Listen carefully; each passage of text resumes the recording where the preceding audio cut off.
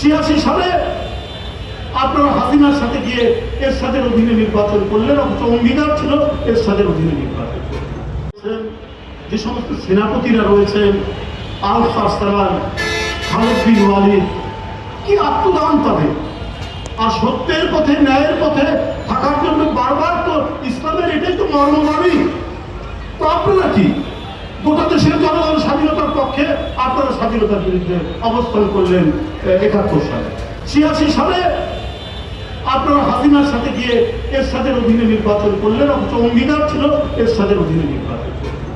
5ই আগস্টের পর বলে দিলেন আমরা আওয়ামী লীগের সব মাফ করে দেব, আর ভারতের সাথে আমরা সম্পর্ক করে দেব। কিভাবে গড়ে তুললেন? কি জন্য কি বিষয়টা কি?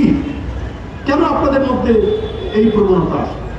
কিন্তু বারবার আপনাদের রাজনৈতিক চরিত্র হচ্ছে ঘোলা পানি ঘোলা করে কিছু মাছ পাওয়া যায়, এবং এইটা মানুষকে বিভ্রান্তি তৈরি করে পারে। কিন্তু ঘোলা পানিতে মাছ শিকার করতে গিয়ে ওনারা নিজেরাই ঘোলা পানির মধ্যে পড়ে যান, এটাই আমি বারবার দেখেছি।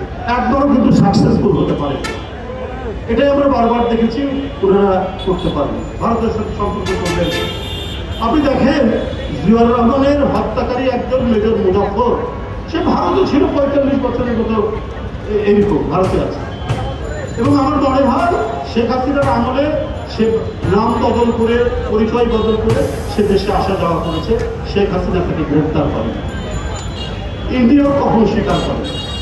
কিন্তু মুজিব হত্যাকারী একজন ছিল, মনে আছেন আপনার?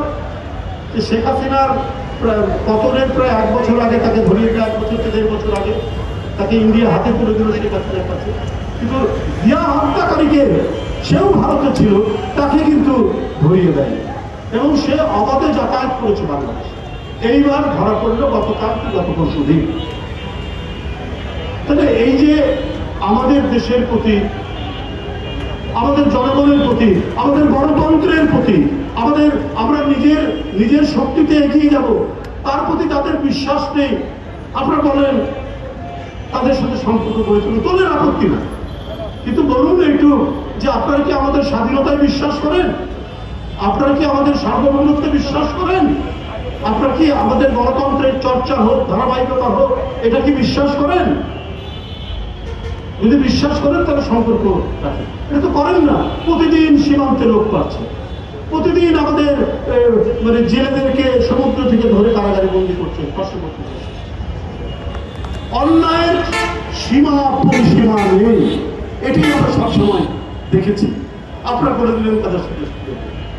এই কারণে এই যে নীতিহীনতা, রাজনীতি করছেন ইসলামের নামে, কিন্তু ইসলামের মূল বাণী হচ্ছে সত্য ন্যায়ের পথে থাকতে হবে, অঙ্গীকার পালন করতে হবে। এই অঙ্গীকার আপনারা কখনোই রক্ষা করেননি। এই ঐতিহ্য, এই কালচার, এই সংস্কৃতি, এই দৃষ্টান্ত, নজিরবিহীন দৃষ্টান্ত, আমি বলবো যে এটা হচ্ছে বেগম খালেদা জিয়া, তারেক রহমান যে কথা বলেছেন সেই কাজ করেছেন।